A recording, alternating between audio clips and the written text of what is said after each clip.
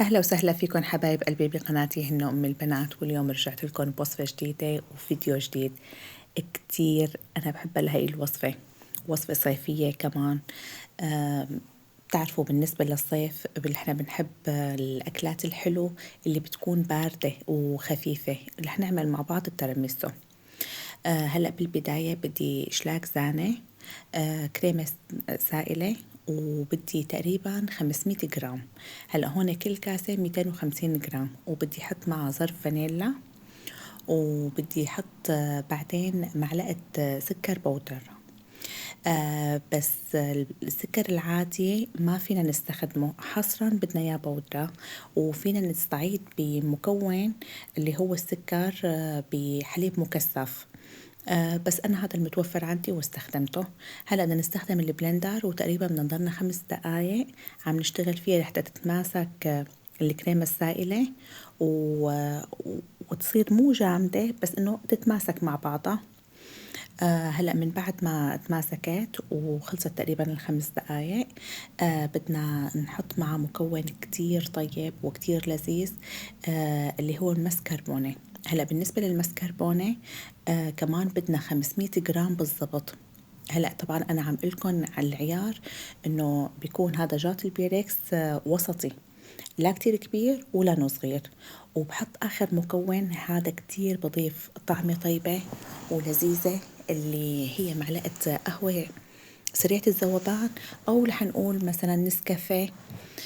هلا كمان هون بدنا نستخدم البلندر مشان يتماسكوا كلياتهم مع بعض ويصيروا خليط واحد، أو فينكن إنه تحريك عادي، الاثنين بيمشي الحال.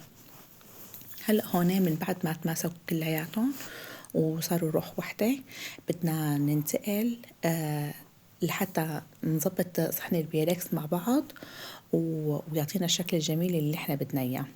هلا بالبداية بدي اجيب هيك زبدية صغيرة او صحن صغير، وبدي احط فيه مي، ونزل بقلبه تقريبا معلقتين قهوة سريعة الذوبان. بدي احركهم منيح، ومن بعدها بدي اجيب الصحن اللي بدي شكل فيه التراميسو. هلا حصرا نحن نستخدم هذا البسكويت، اللي هو بسكوت التراميسو. هو بيجي كتير هش من جوا، ومن برا في عليه سكر. هذا هو حصرا نحن بدنا نستخدمه لهي الأكلة. ومثل ما بتعرفوا هي كتير بتجي هيك لذيذة بالصيف لأنه بتجي باردة. بتعرفوا بالنسبة للشتوية احنا بنحب الهريسة، بنحب الأكلات العربية، بس أما بالنسبة للصيف بنحب الأكلات الحلو الخفيفة، اللي فينا نحطها بالبراد تطلع مثل مثلا البوظة، تطلع مثل الآيس، إنه هيك شي بارد. هلأ هون كل بسكوتة بدنا ننزلها مع القهوة، وبعدين نحطها بقلب صحن البيركس، وبدنا نصفها بهالشكل هذا، صفة كاملة بالصحن.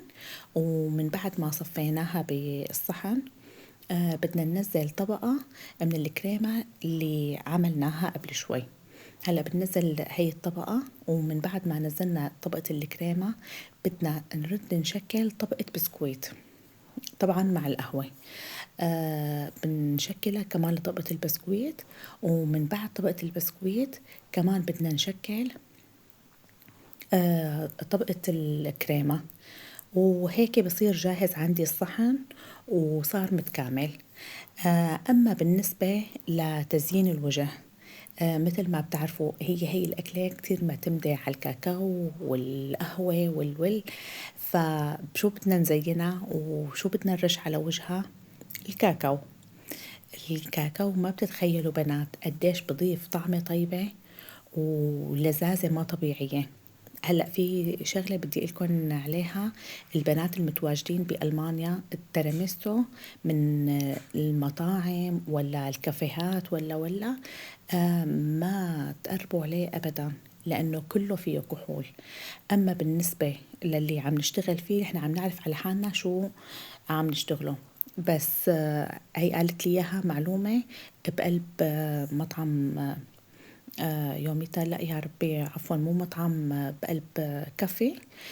قالت لي ما تفكري أبدا إنك تطلبي تيراميسو، لأنه كله هون محطوط له كحول، وحتى اللي بقلب الليدل فيه كحول. وشوفوا لي على هالشكل الجميل. والله كيف، أنا بالنسبة إلي باعشق لهالأكلة، هو أنا كمان باعشق المطبخ الإيطالي كلّياته بكل تفاصيله، يعني أي أكلة بيقولوا لي هي من المطبخ الإيطالي باقول لهم دغري بدي أعملها، هلأ هيك صار جاهز معي وبدي دخله على البراد تقريبًا ساعتين 3 يعني لحين إنه بدي أنا استخدمها. هلأ هون أنا يعني ما تحمّلت الصراحة يعني ساعتين 3 تقريبًا بعد شي ساعة رحت على السوق ورجعت وطالعتها، وبدي فرجيكم طريقة التقديم اللي قدّمتها، يعني ما بتتخيّلوا فعلًا وقت بيقولوا العين بتاكل آآ صدقًا يعني أنا بآمن فيها هي المقولة، العين بتاكل قبل التَّم، وشوفوا لي على هالشكل هذا، أنا دوّب قلبي هالصحن هاد، وهون في عندي كريمة آمم هيك بتيجي بالمولات ما بعرف شلون بدي أقول لكم بقنينة هيك بخ. فحبيت كمان زيّن الوجه فيها و والصراحة عطتها كمان طيابة كتير طيبة، وكتير شكل جميل كمان طلع معي، وإذا عجبكن الفيديو ما تنسوني من دعمكن، دعمكن كتير بيهمني، ما تنسوني من كلمة طيبة متلكن، وإذا عجبتكن الطريقة قوموا دغري على البراد وجربوها، وسلام.